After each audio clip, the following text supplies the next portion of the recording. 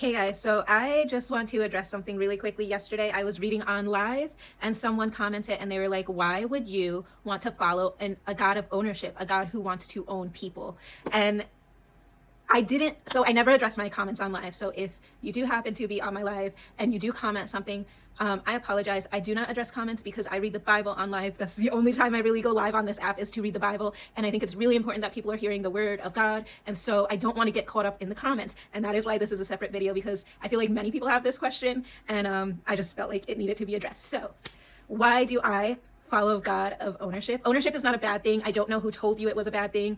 We live in a world of ownership. This society is all about ownership. And if you miss that, I don't know how. Like, you need to go back to school if you miss that. I'm sorry to be the one to tell you, but this world we live in operates off of ownership. The country I live in is all about ownership.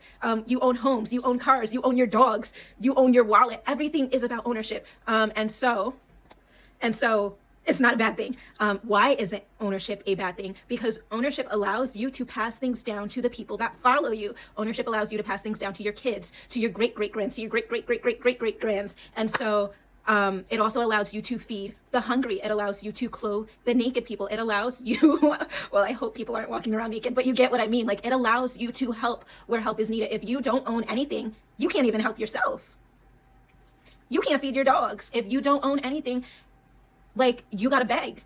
I follow a God of ownership because that means I don't have to beg for anything. That means that all of my needs are met. That means that anything I want, everything I desire, before I even know I desire it, it's been provided for. It's on its way to me before I have even had the thought to think of what it is, before I can even formulate the words to say, can I have this? It arrives at my doorstep. I follow a God who honors choices. I do not follow a dictator, and that's where the confusion comes in. I think some of you, when you say, why do you want to follow a God of ownership, you're confused. And you think ownership is dictatorship. Dictatorship is my way or the highway, my way or you're dead. Ownership is, this is what I have. Follow me. I will share it with you. I will give you a wealth of information. I will give you a wealth of knowledge. I will give you wealth of money, of fruitfulness, of children. I will give you everything I have if you sit with me and allow me to pour into you. So it is your choice to sit with me. And if you decide to sit with me, I will honor your choice. I will bless you.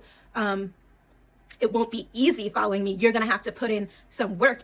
You got to put some skin in the game, because I didn't get this. Like, it's work, just like a regular business. Millionaires aren't millionaires overnight. They put some skin in the game. They got up early. They cried a little bit. They sweat a little bit. They bled a little bit. But you know what? Most of them are happy at the end of the day. Well, some of them aren't happy because they don't have Jesus. But when you have Jesus, you have everything you need. He requires you to put skin in the game, but you have everything you need. When you sit with him, when he says, come to me, and when you come to him, he pours into you. When you say, nah, I don't need you. I don't want to be told what to do. I don't want to hear what you got to say. I don't care. I don't care what you got for me. I'll get it the other way. I'll get it on, I'm not going to say that, but I'll get it the other way. He says, okay. He gives the same response that he would give you if you said, I'll follow you. And that response is, okay, I will honor your choice.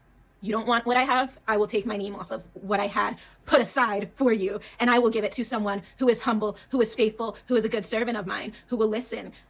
You want to go buck wild? Okay, that's fine. Let me take my name off that. Let me take my blessing off that. I will give it to the person who's over here quietly waiting for their breakthrough, quietly waiting for me to provide for them.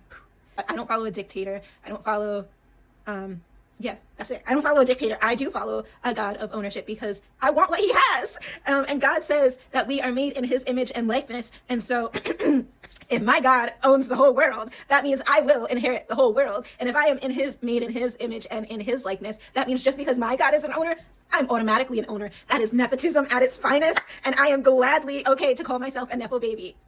Like, let me take it. I'll inherit it. You don't want it? That's fine. I will take your share.